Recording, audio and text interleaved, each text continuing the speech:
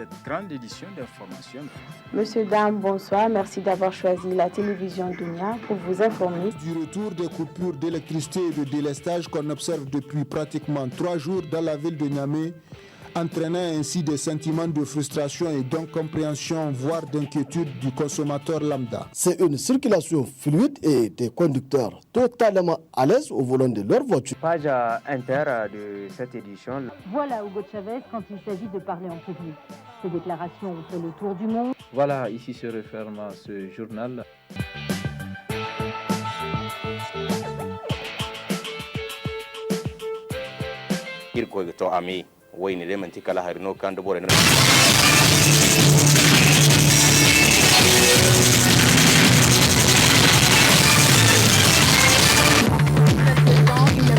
Circule sur la disparition de 400 milliards de francs CFA laissés par l'ancien président Tanja Mamadou dans les caisses de l'État. La radio Enfani a levé un coin de voile ce matin sur cette affaire. D'autres précisions dans un instant. VIH-Sida, un quart de siècle. Ce dimanche 1er décembre, la journée mondiale de lutte contre le sida fête son 25e anniversaire. Le bilan de la lutte contre le sida au Niger dans ce journal. Voilà pour le sommaire, monsieur, dame, bonsoir. Merci d'avoir choisi la télévision Dunia pour vous informer. Bienvenue dans ce journal. Je vous le disais, dans son édition de 12h30 ce matin, la radio Enfani a levé un coin de voile de la prétendue dilapidation de 400 milliards de francs CFA que l'ancien président Tanja Mamadou aurait laissé dans les caisses de l'État. Cette importante somme se serait volatilisée. Question à un sou, mais où était logée cette importante somme, Siraji? En effet, Rachida, pour lever un coin, pour éclairer la lanterne des Nigériens, Dunia a cherché à savoir un peu plus sur cette folle rumeur. C'est ainsi que notre enquête nous conduit vers une note du trésorier général qui date du 18 février 2010, c'est-à-dire la date là même où le coup d'État contre le Tazarché avait eu lieu. Cette note du trésorier précise que les comptes à la trésorerie globale de l'État et des comptes projets à la BCAO ce 18 février s'élevaient à quelque chose de 53 milliards 765 682 587 francs CFA. Mieux, la trésorerie nette sans les comptes projets est de 43 milliards 664 495 393 francs CFA. Disons un peu plus de 43 milliards et demi. Je dis bien un peu plus de 43 milliards et demi. En fait, nous allons nous amuser à donner les détails pour ceux-là qui aiment les chiffres. Oui. Le compte se décompose comme suit. Compte courant du payeur du trésorier général, 4 milliards 48 millions 928 831 francs CFA. Compte courant du payeur à Niamey, 288 846 911 francs CFA. Compte spécial vente véhicule Sopamine, 466 421 768 francs CFA. Compte spécial vente Villa Francophonie, 989 585 106 francs CFA. Compte spécial allocation générale DTS FMI, 3 milliards 496 695 688 francs CFA. Compte spécial produit vente Niébé, 645 450 000 francs CFA.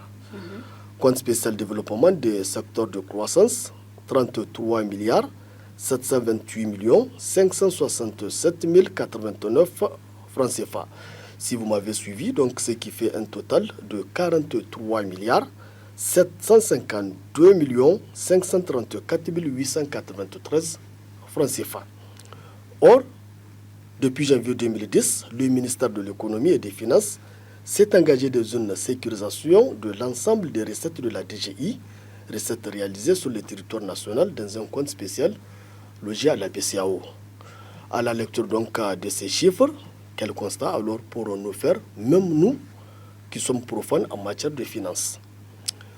Le premier constat, je l'ai dit, si on ne retrouve dans le compte de la BCAO qu'un peu plus de 43 milliards et demi, alors où sont logés les 356 milliards et demi? La question reste posée. Deuxième constat, bien sûr. Donc, deuxième constat, cette prétendue révélation semble trop gros, je pense, à avaler.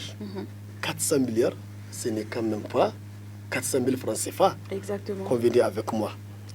Le troisième constat, pourquoi ceux qui tenaient les finances à cette période restent mieux comme des carpes? Si 400 milliards ils devaient savoir quelque chose. Donc, je me dis que dans cette affaire, il n'y a qu'une seule leçon à tirer. On cherche à noyer tout simplement le poisson dans l'eau.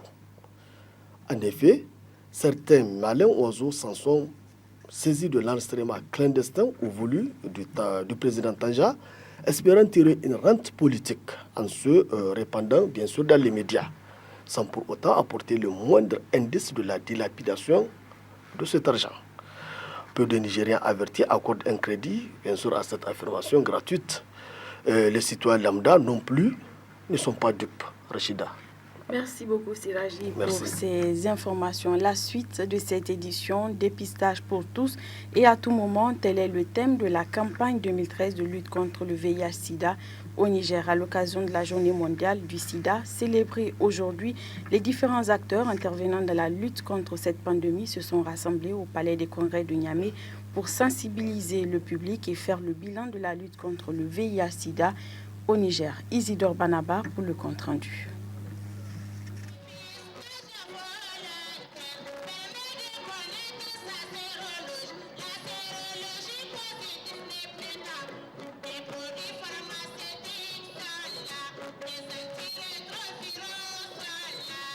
« 35 millions, c'est le nombre de personnes porteuses du VIH-Sida dans le monde, dont 25 millions en Afrique subsaharienne.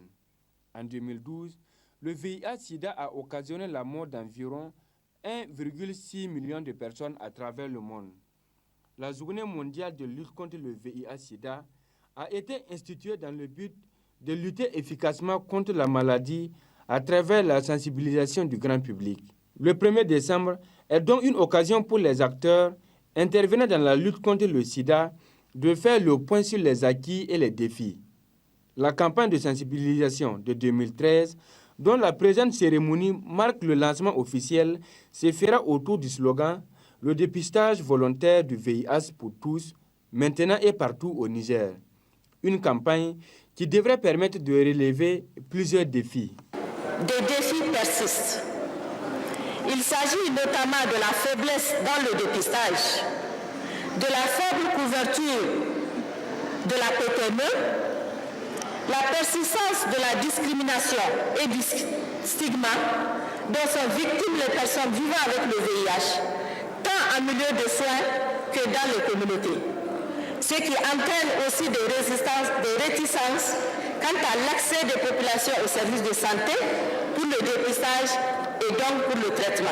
En dépit de la persistance de la maladie, le Niger a connu des avancées dans la lutte contre le sida et pourra atteindre l'OMD 6, à savoir combattre le VIH et inverser la tendance de la propagation de la pandémie d'ici 2015. Selon des enquêtes, la séroprévalence globale au sein de la population est passée de 0,8% en 2002 à 0,4% en 2012 grâce aux efforts consentis par l'État et ses partenaires. Pour assurer une prise en charge médicale de qualité, 3 appareils de mesure de charge virale pédiatrique ont été installés dans 3 centres, notamment pour le diagnostic précoce chez les enfants nés de mères séropositives. Les différents leaders ont à leur tour entrepris des activités multiformes dans le but d'amener les communautés à développer des réponses locales tenant compte des particularités de leur environnement respectif. Malgré tout, la marraine de la lutte contre le sida, la première dame Aïssata Issoufou, s'est dit inquiète surtout pour les femmes et les enfants. La situation de l'infection à VIH au niveau de la population féminine et particulièrement chez les femmes enceintes reste et demeure encore préoccupante. J'ose dire que toutes mes sœurs et filles enceintes n'ont pas encore accès au traitement dont elles ont besoin pour protéger leurs enfants de l'infection à VIH. Les enfants continuent d'être exposés au VIH-Sida. C'est justement le cas de ces enfants qui ont remis un mémorandum à la première dame. Comme les autres enfants, nous voulons continuer à vivre, jouer, aller à l'école et servir notre pays. Nous voulons des petits frères et sœurs qui ne sont pas touchés par le virus. Pour cela, madame, nous souhaitons plus de sensibilisation de nos parents. 2015, c'est demain. Le Niger veut atteindre effectivement l'OMD6. Il va donc falloir de l'engagement, non seulement des partenaires, mais aussi des autorités. Je m'engage donc, à partir d'aujourd'hui, à m'impliquer davantage dans les questions d'épanouissement des enfants vivant ou affectés par le virus, notamment celle de leur scolarité, de leur formation, de leur insertion socio-professionnelle, en plus de l'accès aux soins. Agissons donc, sans attendre, ensemble nous pouvons atteindre notre vision. Les campagnes de sensibilisation ont pour mission d'atteindre d'ici 2015 l'objectif 0, à savoir 0 nouvelle infection, 0 stigmatisation et 0 décès liés au VIH-Sida. Autre aspect de cette édition, le Premier ministre Brigitte Raffini a visité ce matin le site du Salon international de l'artisanat pour la femme, SAFAM. Objectif, s'inquérir du déroulement de cet événement. Compte rendu, Al-Mokhtar Kainé, Jamilo Oumourou et Soumaïla Dandi. Après seulement 3 jours d'activité, le Salon international de l'artisanat pour la femme, SAFEM, est déjà à son paroxysme. La 3e journée a vu la visite du Premier ministre, chef du gouvernement, qui a été accueilli à son arrivée par le comité d'organisation et le sultan de Zinder, région phare de cette 8e édition. Sous une ambiance festive, Brigitte Raffini a visité les différents stands.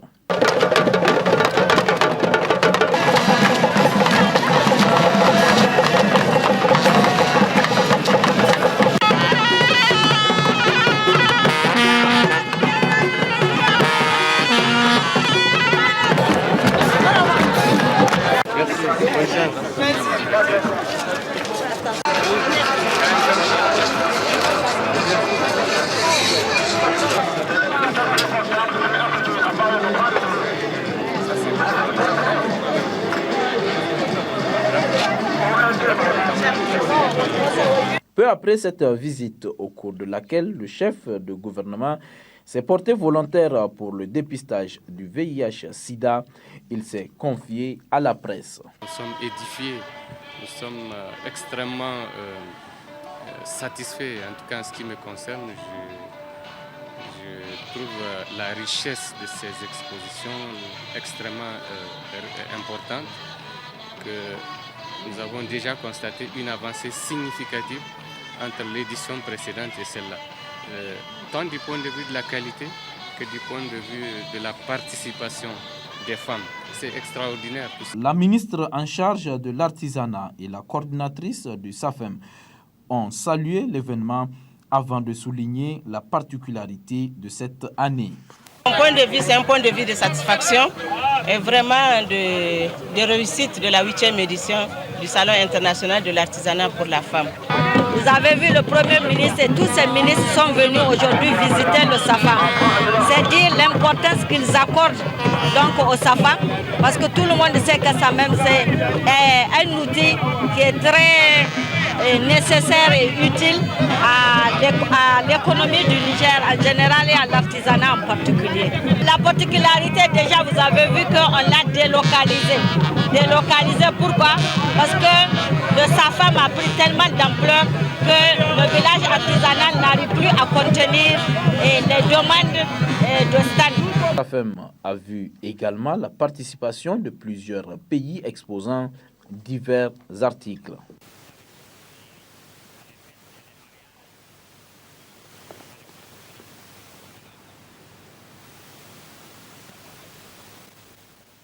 Le Salon international de l'artisanat pour la femme, SAFEM, au-delà du cadre commercial pour la femme, est un canal pour la diversité culturelle africaine.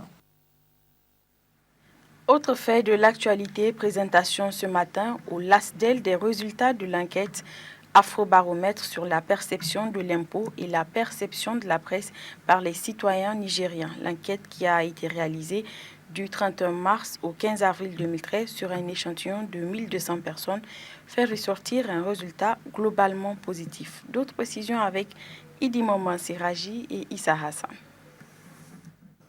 Comment les citoyens nigériens perçoivent-ils l'impôt? Comment également ces derniers perçoivent-ils la presse? Ce sont là les deux thématiques de la deuxième dissémination des résultats Afrobaromètre présentés par les chercheurs du laboratoire d'études et de recherche sur les dynamiques sociales et le développement local, l'ASDEL. L'enquête a été menée du 31 mars au 15 avril 2013 sur un échantillon de 1200 personnes adultes vivant aussi bien en milieu rural qu'en milieu urbain. D'après les résultats de ces enquêtes, 8 sur 10 citoyens nigériens pensent que payer les impôts permet au pays de se développer. Et la même promotion pense que la liberté d'expression est une réalité dans le pays. La diffusion des résultats cherche à familiariser les Nigériens avec Afrobaromètre, ce que c'est. Le Niger fait partie d'une cohorte qui le met en position 35. C'est le 35e pays africain désormais à disposer de cette base. Et donc nous devons disséminer les résultats que nous avons eus. Nous avons prévu de faire 4 disséminations et pour chaque dissémination, c'est nous qui choisissons les thèmes. Vous avez vu que pour la première dissémination qui a eu lieu en octobre, nous avons choisi la perception de la corruption et la perception des ressources tirées de l'exploitation des ressources minières. Pour cette fois, nous avons choisi la perception de l'impôt et la perception de la presse. Vous avez vu qu'on a eu des belles surprises, aussi bien pour ceux qui concernent l'impôt que pour ceux qui concernent la presse. Les résultats étaient assez intéressants, mais ce qui compte, c'est d'avoir les résultats. Ce qui compte aussi, c'est de voir comment ces indicateurs vont évoluer lors de la prochaine enquête Afrobaromètre, quand nous allons la réaliser. Pour le moment, nous disposons aussi bien pour l'impôt que pour la presse de données brutes. Nous n'avons pas procédé aux analyses. D'ores et déjà, vous avez vu, pour ce qui concerne l'adhésion à l'impôt, la façon dont les Nigériens se sont exprimés de façon assez massive et surprenante. Je trouve que c'est une information intéressante, parce que c'est ça qu'il faut comprendre. Aussi bien pour la presse, quand on parle de la liberté d'opinion, les taux que nous avons eus, que pour l'impôt en ce qui concerne l'adhésion, ce qui est intéressant, c'est l'information que ça donne. Mais c'est une information qu'il ne faut pas durcir, parce que c'est quand même une enquête d'opinion. Ce qu'il faut retenir d'Afrobaromètre, c'est que c'est une série comparative d'enquêtes sur l'opinion publique des Africains afin de mettre à la disposition non seulement des décideurs, mais aussi au grand public des outils adéquats pour la prise de décisions dans la vie de nos nations.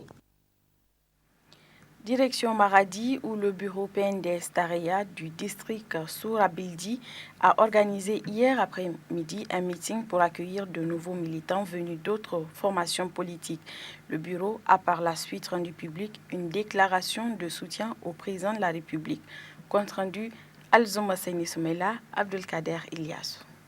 De déclaration de soutien en déclaration de soutien, de meeting populaire en meeting populaire, la capitale économique du Niger vivre ces derniers jours au rythme du Parti Rose, le PNDS Tareya. Un mouvement rose résolument engagé à Maradi. En témoigne ce grand meeting populaire organisé par le bureau PNDS Tareya du district Sourabildi de Maradi. Une rencontre politique convoquée pour accueillir de nouveaux militants qui ont abandonné 3 grandes formations politiques au profit du PNDS Tareya, en l'occurrence le MNSD Nassara, le RSD Gaskia et le Modène FA Lumana. Ce meeting de bienvenue aux nouveaux adhérents a été mis à profit par le bureau du district Sourabildi pour rendre public une déclaration de soutien aux actions engagées par le président de la République. Dans le secteur de l'agriculture, 24 500 tonnes de céréales et sucre ont été mises à la disposition de la région de Maradi. 1317 tonnes de semences céréalières, 6652 tonnes d'engrais chimiques, 2316 tonnes de semences potagères, 5568 litres de pesticides, etc. Dans le secteur de l'élevage, 788 118 têtes de bovins ont été vaccinées, soit 69%. 1 462 212 petits ruminants, soit 80%. 226 625 camélins, soit 38%.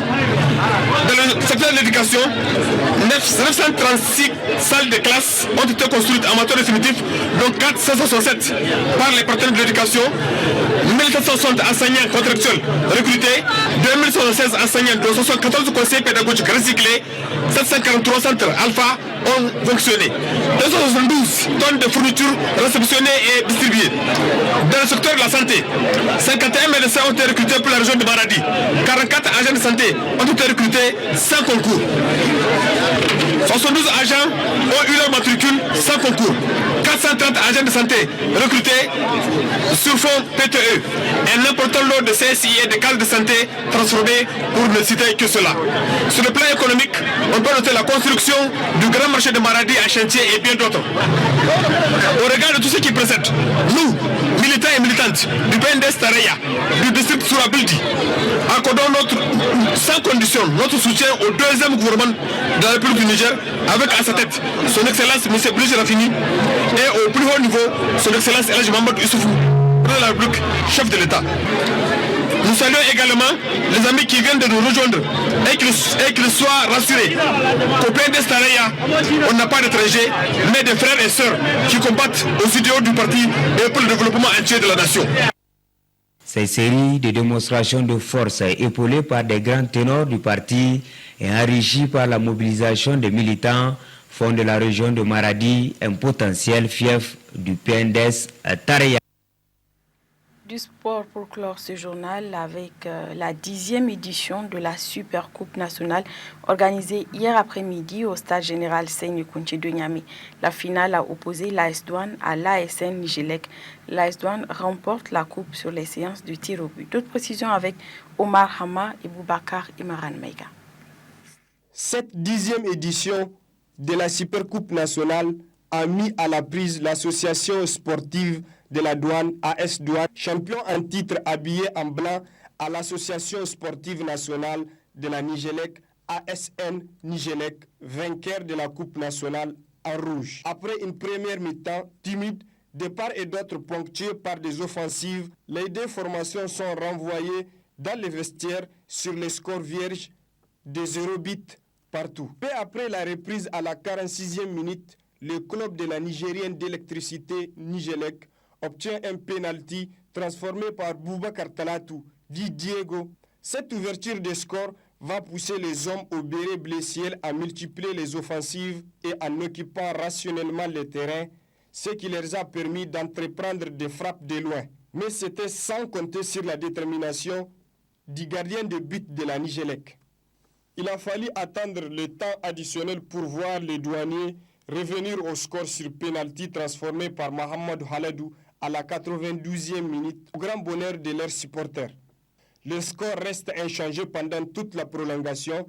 Il a fallu les séances fatidiques de tirs au but pour départager les deux équipes. AS Douane s'illustre sur 5 tirs contre 3 pour la Nigelec et remporte ainsi la Super Coupe. La pression,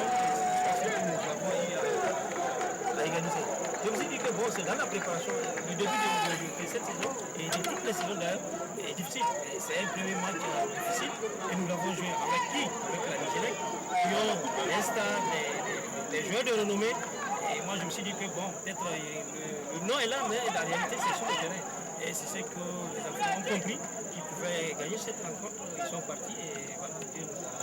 Pour l'entraîneur de la Nigelec, c'est les dieux du foot qui ne sont pas avec eux. On a essayé, mais là, comme vous avez vu, on a pris encore un but sur penalty. Bon, un penalty, ça peut arriver à tout moment. Un mauvais placement, un mauvais geste, ça peut occasionner un penalty. Et c'est ce qui s'est produit dans notre surface de réparation. L'arbitre a jugé, il y a un penalty, donc on remonte. Comme j'ai eu à le dire, nous sommes toujours en train de travailler, nous allons continuer à travailler. L'essentiel, c'est de déceler les lacunes pour pouvoir les corriger. Beaucoup de matchs, bientôt le championnat va démarrer. Ça nous permettra aussi de voir tous nos comportements et toutes nos lacunes afin de pouvoir les corriger. L'AS Douane est désormais sacrée championne de la saison 2012-2013 et détentrice de la Supercoupe nationale. Cet exploit est à mettre à l'actif des joueurs, du staff technique et des dirigeants de ces clubs. Enfin, il faut noter que cette Supercoupe annonce les couleurs de la nouvelle saison 2013-2014. Voilà, ainsi s'achève ce journal. Merci de l'avoir suivi. Prochain rendez-vous avec l'actualité demain à 13h. Très belle fin de soirée et bon début de semaine. Au revoir.